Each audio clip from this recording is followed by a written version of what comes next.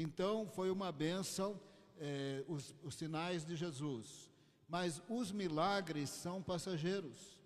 E os milagres não são mais importantes do que a pessoa do Senhor Jesus e a salvação do Senhor Jesus. Os milagres são provisórios. Eles passam, o valor dos milagres, mas a salvação de Jesus não passa. Por exemplo, o cego Bartimeu enxergou, depois ele morreu. Lázaro ressuscitou, depois ele morreu. Então os milagres são passageiros, mas a salvação de Jesus é a vida eterna para todos sempre. Porque Jesus fazia milagres espetaculares, a multidão ia atrás dele, mas eles iam atrás dele por causa dos milagres, sem entender exatamente quem ele era e o que ele veio fazer. Por exemplo, em João 6, verso 2, vamos ler vários versos de João 6, conforme eu falo. João 6, verso 2, uma grande multidão o seguia porque tinham visto os sinais que ele fazia na cura dos enfermos. O Senhor Jesus tinha ministrado nessa região de Tiberíades, e aí ele pegou o barco com os discípulos, remou para o outro lado do Mar da Galileia. Mar da Galileia, temos que lembrar que é um lago de água doce, não é um oceano, é um lago muito bonito que está lá em Israel até hoje, com 28 quilômetros de comprimento, a parte mais larga 15 quilômetros de largura.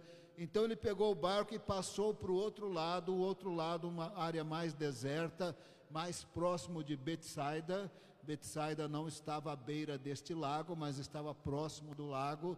Para lá ele foi. Se você olhar as fotos do Google, o Mar da Galileia, ele é rodeado por montes que vão subindo assim de maneira mais branda, uns podem ficar um pouco mais íngremes ou não. Então era muito normal que, se Jesus estivesse ao redor do Mar da Galileia, para andar para qualquer canto ele fosse subindo, ele tinha que subir por causa da topografia. E ele subiu, chegou do outro lado, ele subiu, sentou na relva, os discípulos sentaram também, e ele conseguia ver que do outro lado, mais ou menos 5.000 homens, mais mulheres e crianças, vinham de barco atrás dele. E testando então Filipe, porque ele sabia o que ele ia fazer, ele falou: Filipe, como é que nós vamos dar pão para essa turma toda? Como é que nós podemos comprar pão? Filipe disse assim: Senhor, nem que nós tivéssemos 200 denários, 200 diárias de trabalho, nós conseguiríamos dar um pedaço de pão para cada um deles. Nós não temos dinheiro, e aliás não tem lugar para comprar pão, e nós não temos dinheiro para comprar pão. André, irmão de Pedro, quis dizer para Jesus que não só não tinha dinheiro, mas não tinha estoque. Ele disse assim: olha, tem um menininho aqui com 5 pães e 2 peixes. Eram peixes desidratados, todo o alimento lá era defumado, desidratado, porque não tinha geladeira. E tem aqui 5 pães de cevada e 2 peixes. Ou seja, não temos nem dinheiro e não temos nem estoque. A multidão chegou, Jesus disse para os discípulos: fala para eles sentarem na relva. O Evangelho de Marcos diz que sentaram em círculos. Jesus orou agradecendo os 5 pães, os 2 peixinhos, e começou a multiplicar pão e peixe, foi multiplicando, alimentou os 5.000 homens. Os 5.000 homens foram alimentados dessa forma.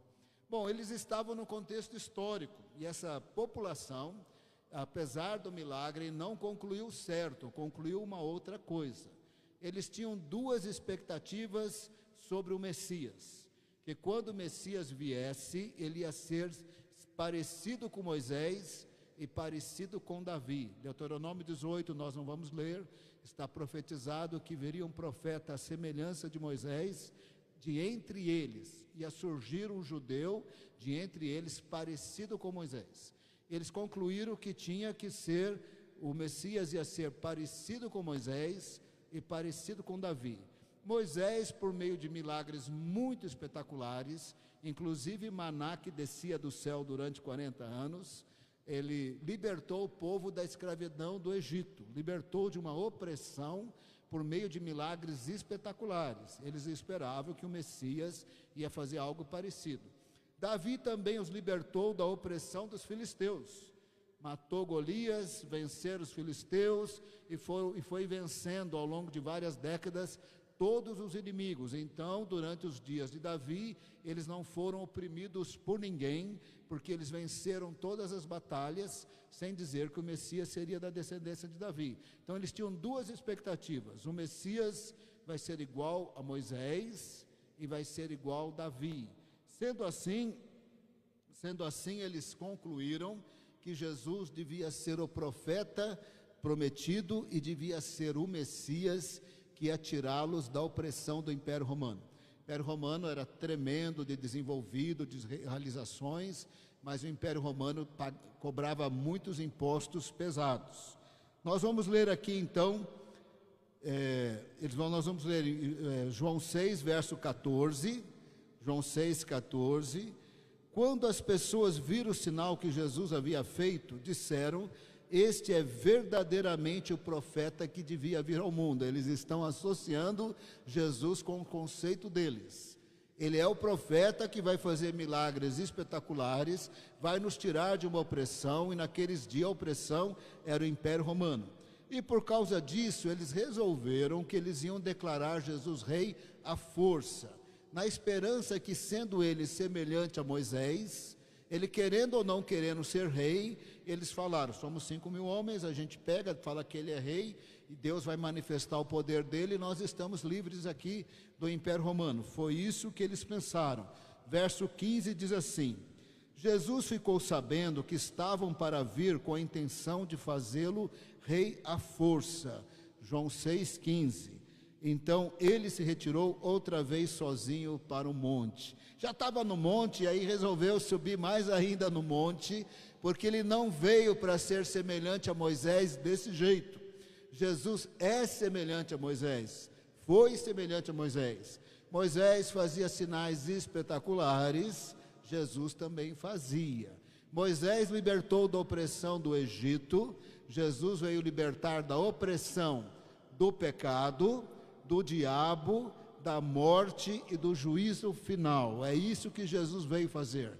A palavra salvação significa libertação, significa livramento. Jesus nos salva, nos livra, nos liberta do pecado, do diabo, da morte e do juízo final. Ele não veio libertar do Império Romano, por isso ele subiu.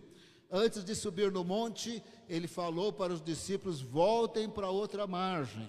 Conforme foi entardecendo, ficando escuro, os discípulos subiram no barco e voltaram, mas a direção agora vão para o lado de Cafarnaum. Agora estavam do lado de lá, de Tiberíades, para o lado de lá, do lado de lá, agora mais perto de Betsaida, vindo para cá, Cafarnaum. E eles estavam navegando e tinha um vento muito forte, eles não saíam muito do lugar. Jesus estava no topo do monte, viu que eles não saíram do lugar.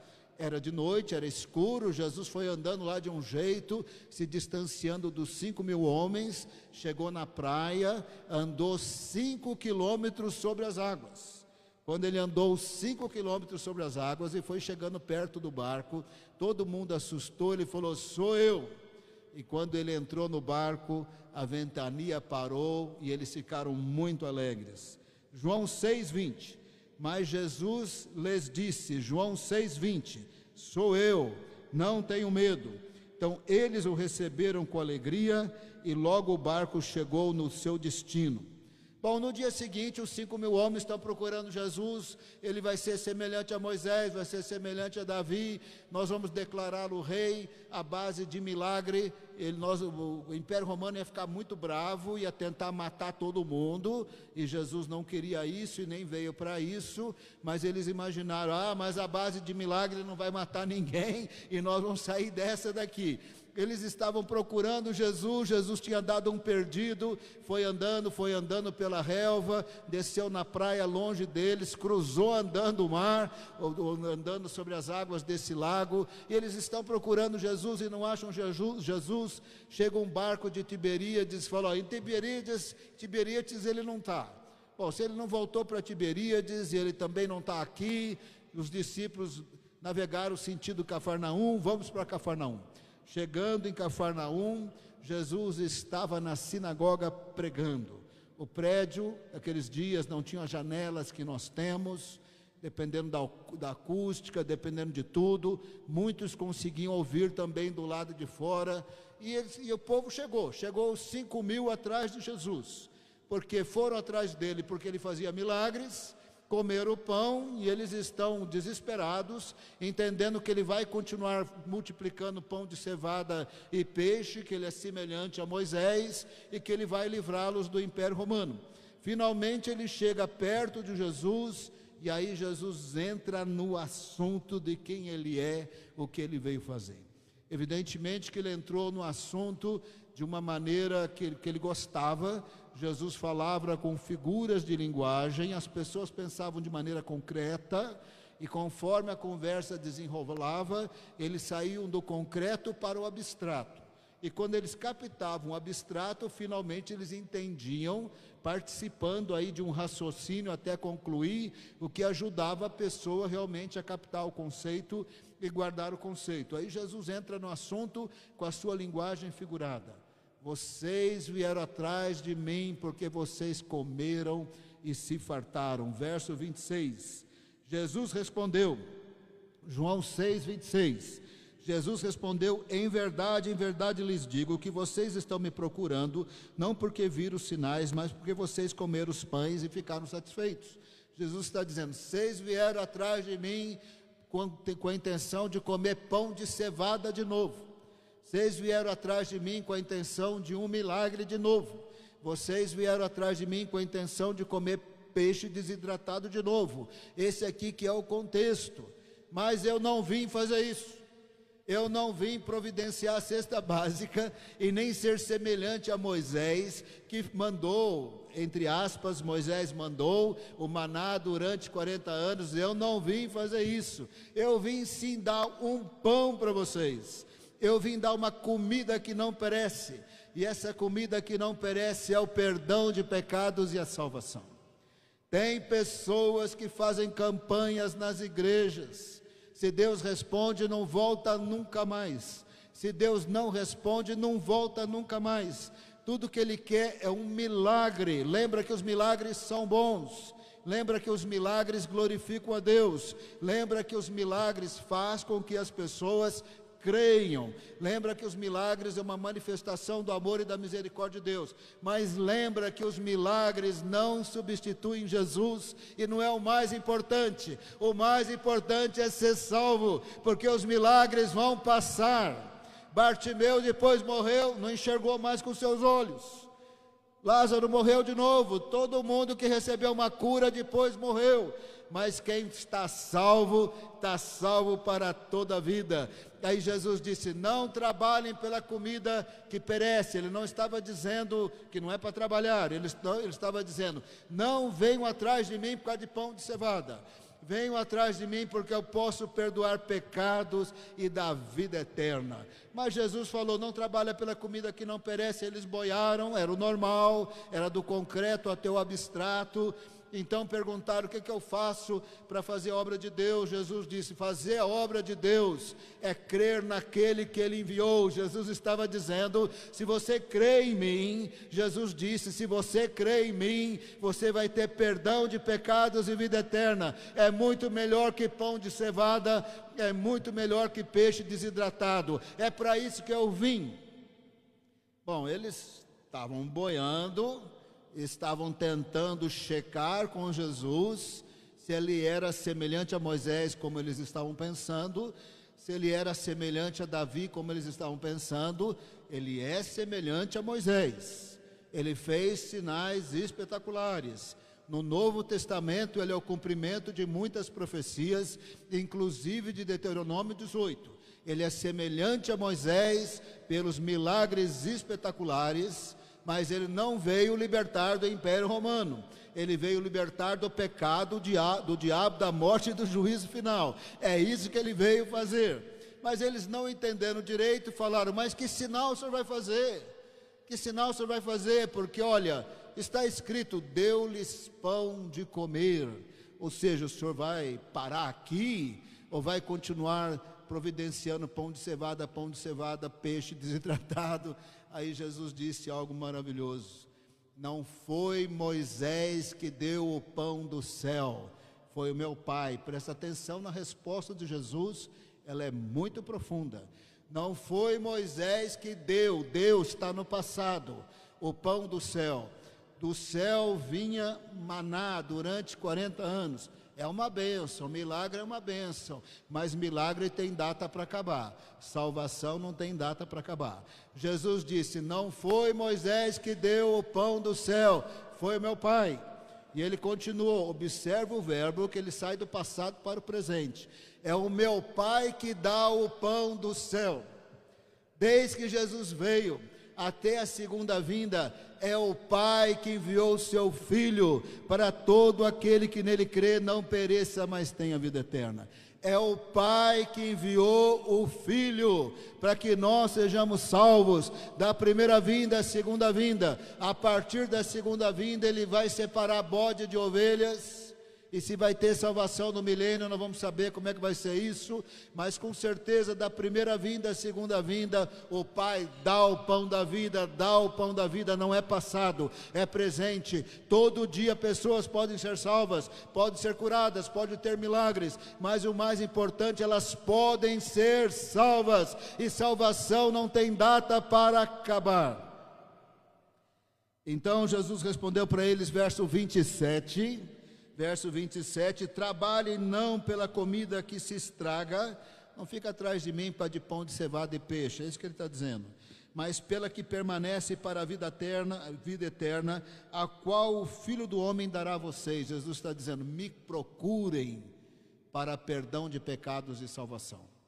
Não me procure por bênção passageira, não é que ele não pode fazer milagres, não é que ele não vai dar bênçãos passageiras, ele que dá saúde, ele que dá vida, ele que dá emprego, ele que dá comida, mas o principal é salvação. E eles falaram, o que eu faço para fazer a obra de Deus? Verso 29, Jesus respondeu, a obra de Deus é essa, que vocês creiam naquele que ele enviou. Jesus, nesse momento, está recusando fazer milagres. Mais de uma vez ele recusou fazer milagres. Eles queriam um milagre com uma interpretação errada, que ele seria semelhante a Moisés segundo a cabeça deles. Ele não cedia. Quando a interpretação era errada, ele não cedia, ele não fazia milagres, ele batia o pé, ele deixava claro, eu vim perdoar pecados e eu vim salvar. E eles insistem, faça um sinal, porque deu-lhes pão do céu. No verso 32, Jesus disse, em verdade, verso 32, em verdade lhes digo, não foi Moisés que deu, é passado, o pão do céu para vocês. Durante 40 anos não foi Moisés, foi meu Pai. Vocês estão atrás de mim para ficar dando pão para vocês, quem deu o maná foi meu Pai. E quem me enviou aqui para perdoar pecados, da primeira vinda à segunda vinda, foi meu Pai. Deus amou o mundo de tal maneira que enviou o seu Filho. Evidentemente que Jesus veio também porque quis, estava em plena unidade com o Pai e o Espírito Santo, mas ele disse, eu fui enviado pelo Pai. Em outras palavras, do céu para a terra, ele é o pão do céu. Verso 32, Jesus lhes disse, em verdade lhes digo que não foi Moisés quem deu o pão do céu para vocês, quem dá presente, quem dá o verdadeiro pão do céu é o meu Pai. Agora em diante Jesus passa a referir-se a ele como pão, numa linguagem figurada. Vocês querem pão de cevada e peixe desidratado. Não é isso que eu vim dar o pão do céu. Eu vim dar o pão de Deus, eu vim dar o pão da vida, ele estava falando dele mesmo. Eu vim dar a minha vida para vocês, para que vocês tenham perdão de pecados e vida eterna. Quem dá o pão do céu é meu Pai, e o pão do céu é o pão de Deus. E o pão de Deus desce do céu e dá a vida pelo mundo. O pão do céu é o pão de Deus. E o pão de Deus desce do céu e dá a vida pelo mundo. O pão do céu é o pão de Deus e é o pão da vida. quem comer esse pão jamais terá fome, jamais terá sede. Jesus estava dizendo: quem me receber e não vir atrás de mim só por um milagre passageiro, quem me receber e não vier atrás de mim só por esse milagre, essa bênção, aquela bênção, é pão de cevada, peixe desidratado, quem vier atrás de mim vai ter vida eterna, salvação. Por isso eu desci do céu. Verso 33, o pão do céu é o pão de Deus, porque o pão de Deus é o que desce do céu e dá a vida ao mundo. Agora ele está falando do seu sacrifício. Vocês cruzaram o mar da Galileia para ver milagres, voltaram para cá para ver milagres. Quer que eu continue fazendo milagre? Quer que eu tire vocês do Império Romano? Quer me declarar rei à força? Ou eu desci do céu para dar a minha vida pelo mundo. Eu desci do céu para morrer por vocês. Eu desci do céu para livrá-los do pecado, do diabo, da morte e do juízo final. Eu desci do céu para dar vida para vocês. O pão do céu é o pão de Deus que desceu do céu e dá vida ao mundo, e é o pão da vida. Verso 35, eu sou o pão da vida. Quem vem a mim jamais terá fome, e quem crê em mim jamais terá sede. Evidentemente que eles estão descontentes. Você já deve ter visto pessoas descontentes com Deus. Eu fiz uma campanha, Deus não me ouviu, está com raiva de Deus.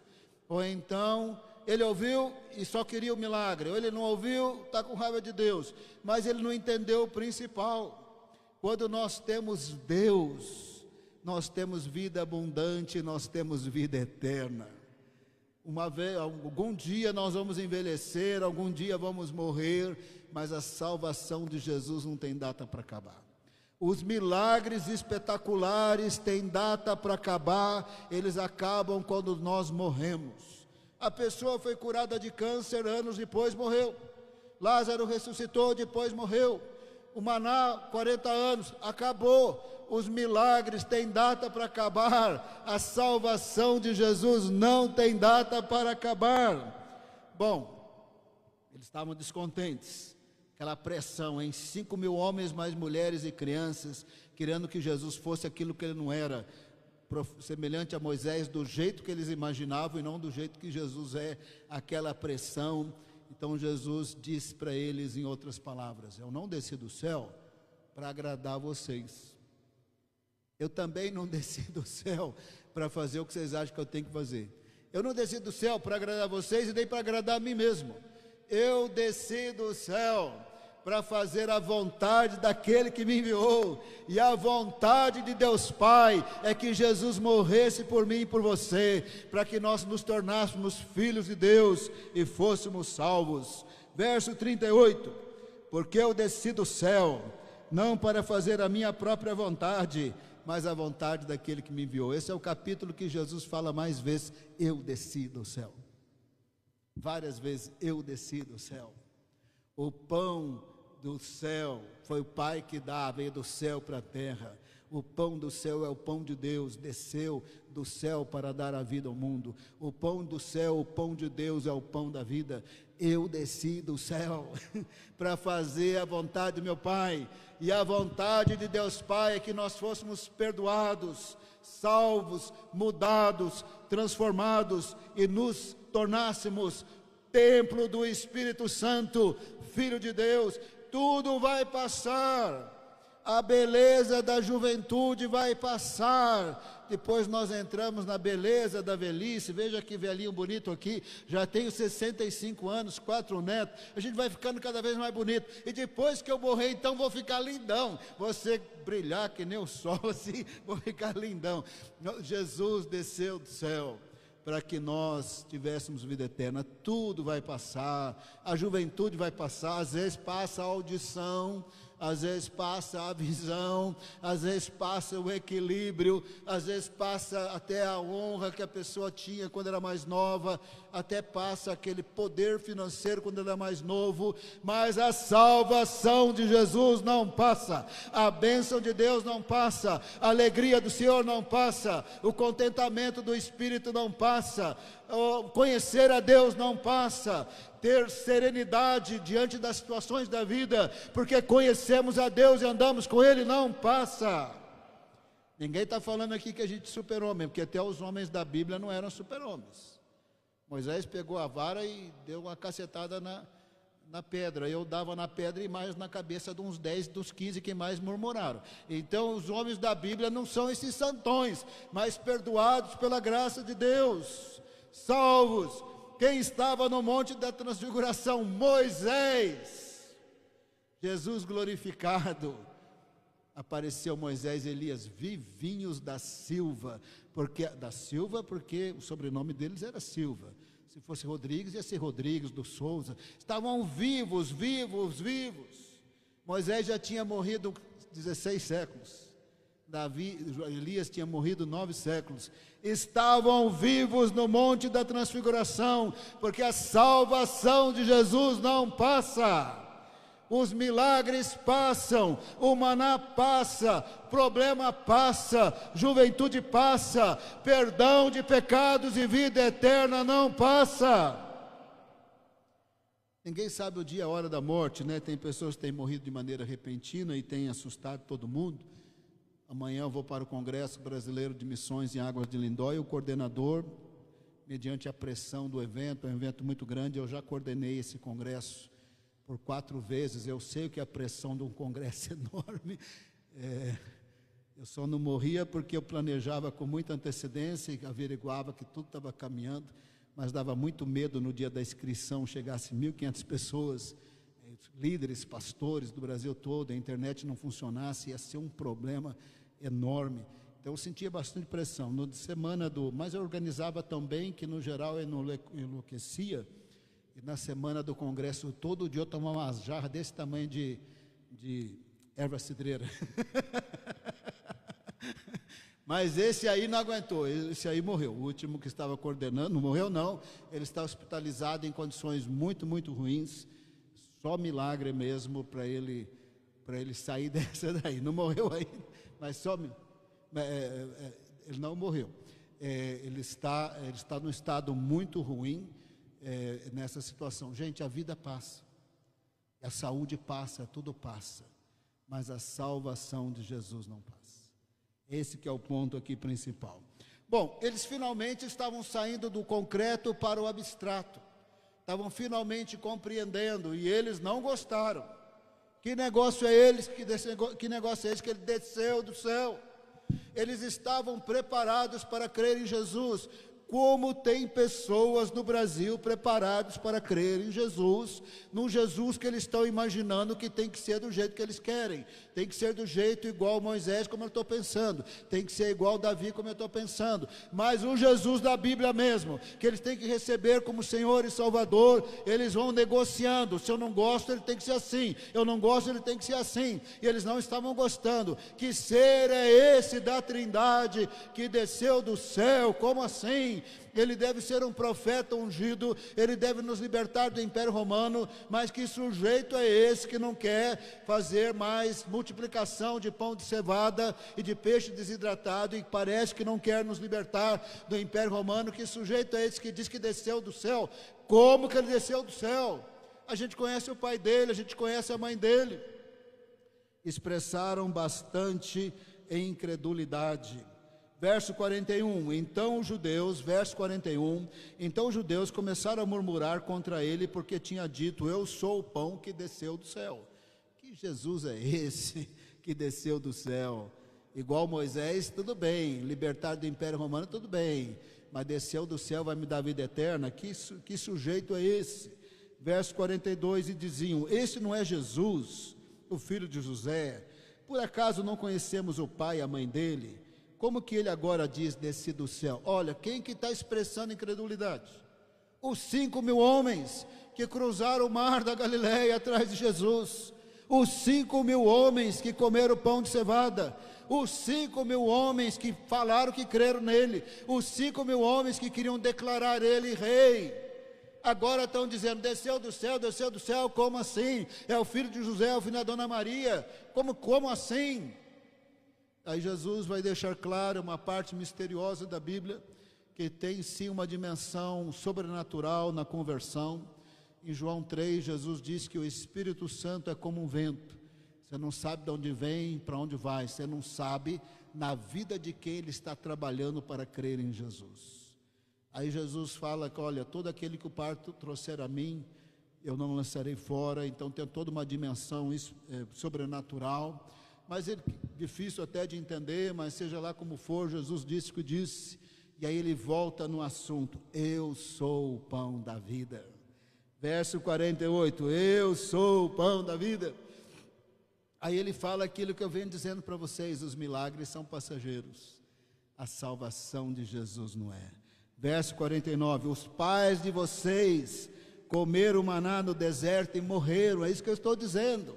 Bartimeu morreu, Lázaro morreu, a mulher sírio-fenícia morreu, o centurião romano morreu, Pedro morreu, André morreu, Tiago morreu. As bênçãos são passageiras. Eles foram cheios do Espírito Santo em Atos 2, foram muito usados por Deus, depois morreram, mas a salvação de Jesus não passa. Os pais de vocês comeram maná no deserto e morreram. Aquela bênção era passageira, comer pão de cevada é passageiro, mas a eternidade com Deus não é passageiro. Ele repete isso de novo no verso 58, verso 58, este é o pão que desceu do céu, e nada semelhante àquele que os pais de vocês comeram, mesmo assim morreram.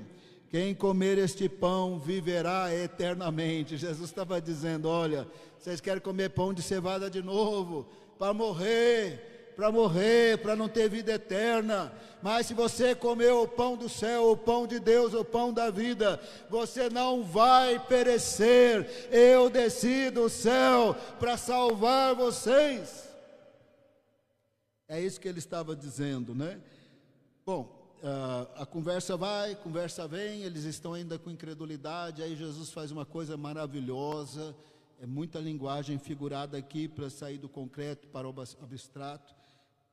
Até esse momento, em termos gerais, ele está falando com a linguagem figurada: crê em mim, eu perdoo os seus pecados e dou vida eterna. Não receba o pão de cevada que você está querendo, me receba. Eu sou o pão do céu, desci do céu para a terra, eu sou o pão de Deus. Eu sou o pão da vida. É isso que ele está dizendo: me recebe. Mas ele só poderia nos salvar, e presta bem atenção, porque Jesus vai entrar nesse assunto, se ele morresse por nós. Aí num determinado momento ele vai pegar a figura de linguagem de pão e falar: o que eu vou dar para vocês é a minha carne.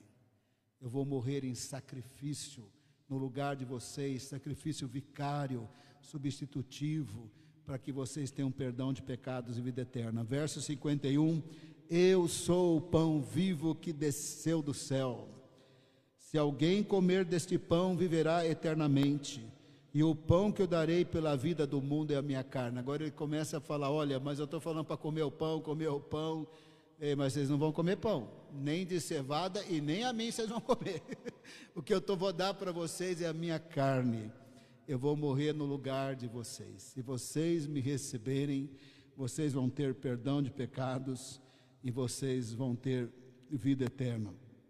É isso que Jesus estava falando para eles. Bom, evidentemente que Jesus vai falar isso de muitas formas, de muitas maneiras, e aí ele continua com a figura de linguagem: se você quiser ter vida, não é pão de cevada, você vai ter que comer a minha carne e beber o meu sangue. Ele não estava falando de canibalismo, ele estava falando do sacrifício vicário, substitutivo de Jesus na cruz, que simbolicamente nós comemos na ceia.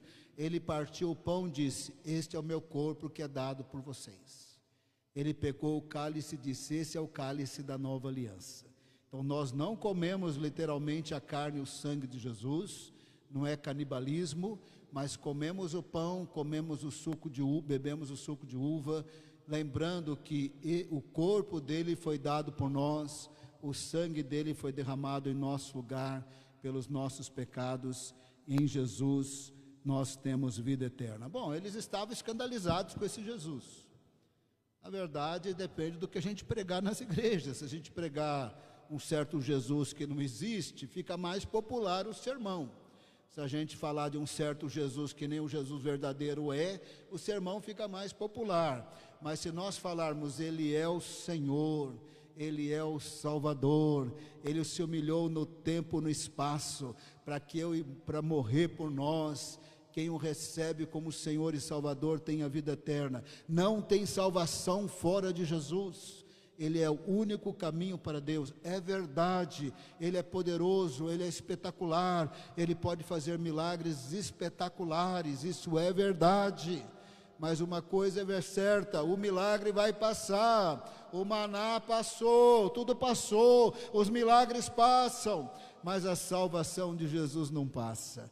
O contentamento interno não passa, o conhecer a Deus e viver com Deus não passa, a misericórdia de Deus não passa, o perdão de pecados de Deus não passa, a salvação não passa, a paz do Senhor não passa.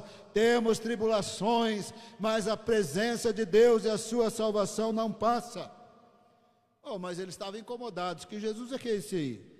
A gente estava querendo um outro Jesus, com outro conceito, outra forma. Que Jesus é esse aí, que diz que desceu do céu? Aí Jesus falou para eles, bem no ponto, hein? Se tinha uma coisa que Jesus não fazia, Ele não se omitia. Ele pregava, ensinava com as figuras de linguagem, do concreto para o abstrato, mas Ele não era omisso. Ele só não podia revelar os segredos do reino para os incrédulos, mas Ele não era omisso. Aí Ele disse assim, vocês estão escandalizados que eu disse que eu desci do céu? Como é que vocês vão ficar quando eu subir? Porque aquele que desceu para morrer por nós, mas estava profetizado que Ele voltaria, exaltado à direita de Deus Pai, em grande poder e glória, e vai voltar em grande poder e glória, e vai subjugar os reinos deste mundo. Toda língua confessará e todo joelho se dobrará para dizer que Ele é o Senhor, que Ele vai voltar em grande poder e glória. Então Jesus disse, vocês estão escandalizados. E no verso 62, que acontecerá então se virem o Filho do Homem subir para o lugar onde primeiro estava? Vocês estão escandalizados que eu disse que eu desci? A história não para aí não, eu vou voltar. Eu vou voltar a coexistir com o Pai e o Espírito Santo, com a mesma glória que eu tinha junto do Pai, antes que houvesse mundo. João 17, se eu não me engano é o verso 5, deve ser 3, por aí, João 17, deve ser o verso 5, Pai, glorifica-me contigo com a glória, glorifica-me contigo com a glória que eu tinha junto de ti, antes que houvesse mundo. Ele está exaltado à direita de Deus Pai, aleluia. Vocês estão escandalizados que eu desci, mas eu não só desci, eu vou subir, eu vou voltar a coexistir na Trindade com a mesma glória que eu tinha junto do Pai, antes que houvesse mundo, antes que houvesse criação. Ele é o Senhor, o Salvador, a fonte da vida. Tudo vai passar, a salvação dele não vai passar. Observe que ele fazia muitos milagres e aqui ele não está fazendo. Observa que ele não veio aqui fazer entretenimento. Observa que ele fez milagres, mas quando havia motivação errada, ele também não fazia, e ele deixava claro muito bem quem ele era, o que ele veio fazer, e o principal é tê-lo como Senhor e Salvador. Pronto, e acabou. Às vezes a pessoa pensa que o principal é ter toda a riqueza do mundo, é ter toda a juventude do mundo, mas tudo isso aí vai passar, a salvação do Senhor não vai passar. Bom, eles entenderam e falaram assim, esse discurso é muito duro, verso 60 no final, duro é esse discurso, quem pode suportá-lo? Quer dizer, imagina quem está falando isso, são os 5.000 homens que estão falando. Eles viram milagres de enfermos, eles viram milagres da multiplicação dos pães, mas eles não queriam Jesus das Escrituras, eles queriam um Jesus da cabeça deles, um Jesus que só ia fazer o favorzinho para eles, resolver os probleminhas deles, mas eles não queriam como Senhor e Salvador de suas vidas, como o principal de suas vidas. Por fim, eles abandonaram Jesus. Veja que até Jesus perdeu membro de igreja, viu? 66. Diante disso, muitos dos seus discípulos o abandonaram, porque ele pregou Bíblia. Muitos abandonam as igrejas e abandonam o Senhor. Dizendo isso, muitos dos seus discípulos o abandonaram e já não andavam com ele. Aí ele perguntou para os 12, vocês também não vão me abandonar? Pedro respondeu no verso 68, Simão Pedro respondeu, Senhor, para quem iremos? O Senhor tem as palavras da vida eterna.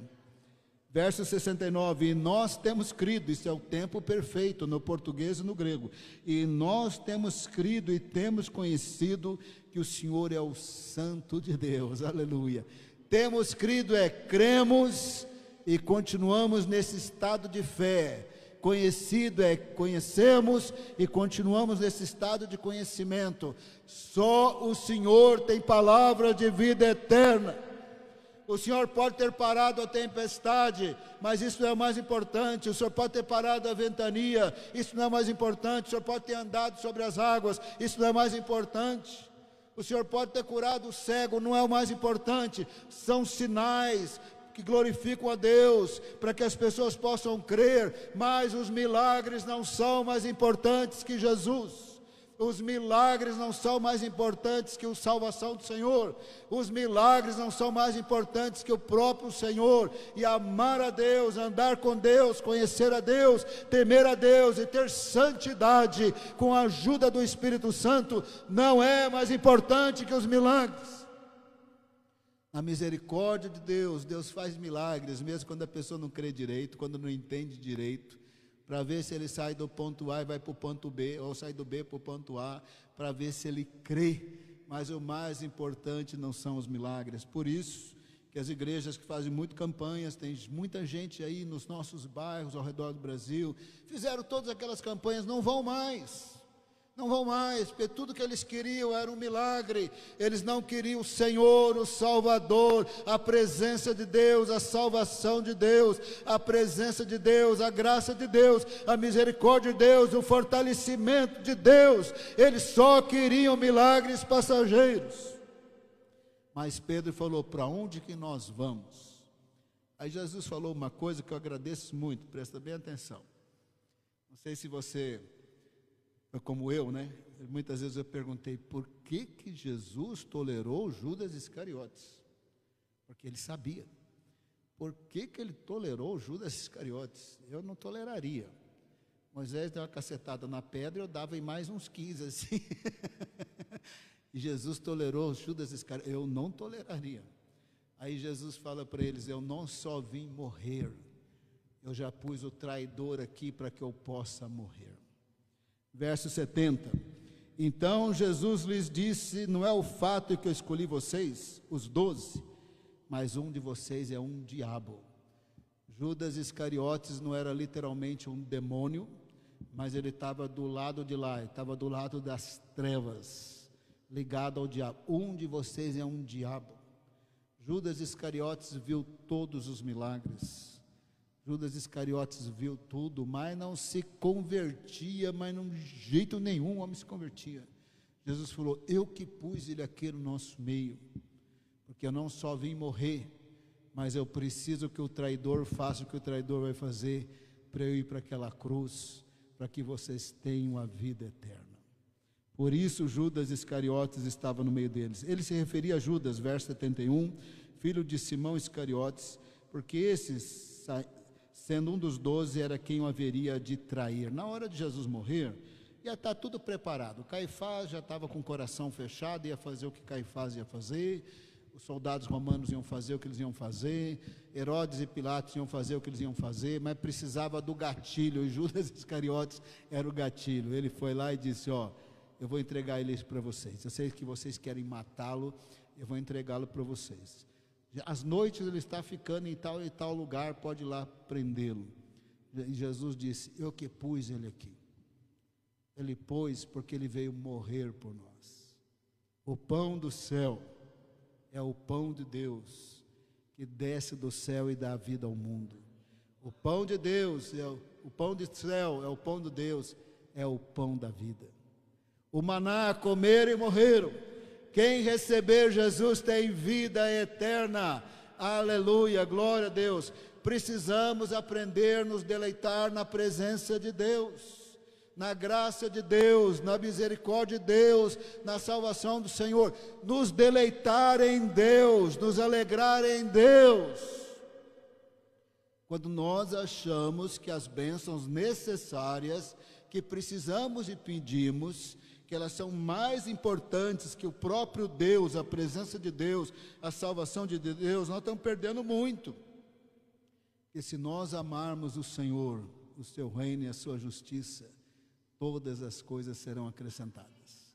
Eu não vou entrar em detalhes agora, porque não é o caso. Mais uma vez Deus me perguntou se eu ia amá-lo, se ele não me desse nada. É uma longa história, logo que ele me deu muitas coisas, mas ele queria saber se o meu amor seria incondicional. Eu respondi que eu iria, e estou na obra de Deus até hoje, estou fazendo as coisas para Deus, mas várias vezes eu me coloco na presença de Deus e eu respondo a pergunta de novo. Eu digo: eu disse que ia amá-lo, mas o Senhor sabe que o meu amor é muito imperfeito, e eu quero pedir perdão do meu amor imperfeito.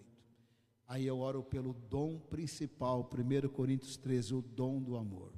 Senhor, eu quero amá-lo mais do que todas as coisas, com toda a minha força, todo o meu entendimento, com todo o meu ser, toda a minha alma. Eu quero amá-lo de todo o coração. Me ajuda com o teu Espírito Santo, porque tudo vai passar.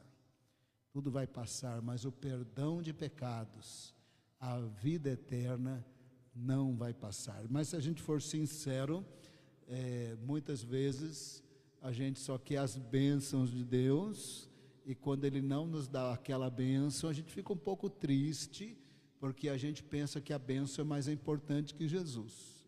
Nada é mais importante que Jesus, que o perdão de pecados e a vida eterna. As demoras de Deus faz parte, não dar certas bênçãos faz parte, porque Deus sabe o que Ele está fazendo, mas nós temos que ter a perspectiva certa. Eu não estou comendo pão de cevada, mas eu recebi o pão da vida. Eu não posso ter tudo que eu quero, mas eu tenho o pão da vida. Eu tenho a vida eterna, eu tenho a salvação do Senhor. O bom mesmo, o certo mesmo, é a gente nos humilhar diante de Deus e pedir para nós o amarmos sobre todas as coisas. Eu quero orar por mim e por vocês. Vamos ficar em pé. Eu quero orar por mim e por vocês. Mas eu gosto também assim, a fé não pode ser passiva assim, né? Eu não gosto muito assim, às vezes o pessoal faz aquela fila e o homem ungido vai pondo a mão sobre todo mundo, o pessoal muito passivo. Deus não quer filhos passivos. Deus quer filhos que tenham fé, filhos que oram, filhos que louvam. Não quer um homem ungido, Deus usando o homem ungido para tudo e todos, e o resto tudo assim, parecendo umas ovelhinhas bobinhas que não pensa, que não raciocina. Então o que a gente quer mesmo é entrar na presença de Deus, clamar de todo o coração. Eu vou dizer uma coisa para vocês, eu volta e meia faço uma avaliação diante de Deus, e o que eu sempre respondo aquela pergunta, falo: Senhor, eu disse que amá-lo, eu o amo, mas o Senhor sabe que é bem perfeito, podia ser melhor, esse amor podia ser melhor, por causa do pecado em nós, né? A gente nunca ama perfeitamente, a gente nunca faz nada perfeitamente, amém? Eu queria orar, mas eu queria ouvir o povo de Deus orando também. Aí se você não estiver orando, eu vou abrir o olho, eu vou falar: fulano de tal, comece a orar, abre a boca. Eu vou fechar o olho, mas daqui a pouco eu vou abrir o olho, hein? É para todo mundo orar. Podemos orar, feche os seus olhos, se coloca na presença de Deus. Se quiser levantar o seu braço em adoração, você está de olho fechado, eu também estou de olho fechado. Levanta o seu braço em adoração. Fala: obrigado, Senhor, pelo perdão de pecados. Obrigado pelo pão do céu, o pão de Deus, o pão da vida. Obrigado pela salvação de Jesus que não passa. Perdoa, Senhor, que muitas vezes eu andei triste, porque o Senhor não me deu aquela bênção do jeito que eu queria, mas eu esqueci que aquela bênção não era mais importante que o pão de Deus. Aquela bênção não era mais importante que o pão da vida. Aquela bênção não era mais importante que o pão do céu. Obrigado, perdoa, Senhor, porque num determinado momento eu achei que estava faltando muito, quando eu já tinha Jesus. Tendo Jesus, eu tenho tudo, Senhor, mesmo que eu não tenha exatamente aquilo que eu acho que eu tenho que ter. mas eu tenho tudo, eu tenho perdão, eu tenho a salvação, eu tenho a eternidade, eu tenho o Espírito Santo. Perdoa, Senhor, porque às vezes nós trocamos a bênção pelo dono da bênção. Nós entendemos que a bênção é maior que a Deus que abençoa. Perdoa, Senhor, pela perspectiva errada. Perdoa pela fé interesseira, cega, ignorante, que não se deleita em Deus, na presença de Deus. Senhor, perdoa quando nós nos tornamos negligentes. Temos tempo para tudo, mas não temos tempo para o Senhor. Temos tempo para nossos planos, mas não temos tempo para o plano do Senhor. Perdoa, Senhor, quando nós fazemos listas de bênçãos, mas na nossa lista é uma lista pobre. É uma lista pobre, porque naquela lista de bênçãos e necessidades não está escrito: eu quero amar a Deus, eu quero ser grato ao Senhor, eu quero me deleitar em Deus, eu quero o dom principal, que é amar a Deus sobre todas as coisas. Perdoa pelas nossas listas de pedidos, são listas pobres, porque não estamos nos deleitando no Senhor e na Tua presença. Perdoa, Senhor, aqueles que viram o Teu poder nas igrejas, viram o Teu poder nas campanhas, que nem os 5.000 homens, viram a cura dos enfermos, viram a multiplicação dos pães, murmuraram, não receberam Jesus, abandonaram Jesus, não foram salvos, comeram pão de cevada, comeram peixe desidratado, não foram salvos. Nosso coração não é diferente, Senhor, por isso apresentamos nossos corações diante do Senhor, pedimos perdão para o nosso pecado de negligência, de frieza espiritual. O que mais se fala nos dias de hoje é avivamento, mas avivamento não é receber as bênçãos e não amar Jesus. Avivamento não é ver o milagre da multiplicação de pães e abandonar Jesus. Avivamento é amar a Deus. Avivamento é querer ser santo como o Senhor é santo. Avivamento é temer a Deus ao ponto de fazer a vontade de Deus e ser obediente. Avivamento é o coração quebrantado, o espírito abatido, a renovação espiritual que vem do Teu Espírito Santo. Pai, nesta noite visita o Teu povo, visita a Tua igreja, enche o Teu povo do Espírito Santo, de alegria do Senhor, e glorifica o Teu nome. Oramos no poderoso nome de Jesus. Amém.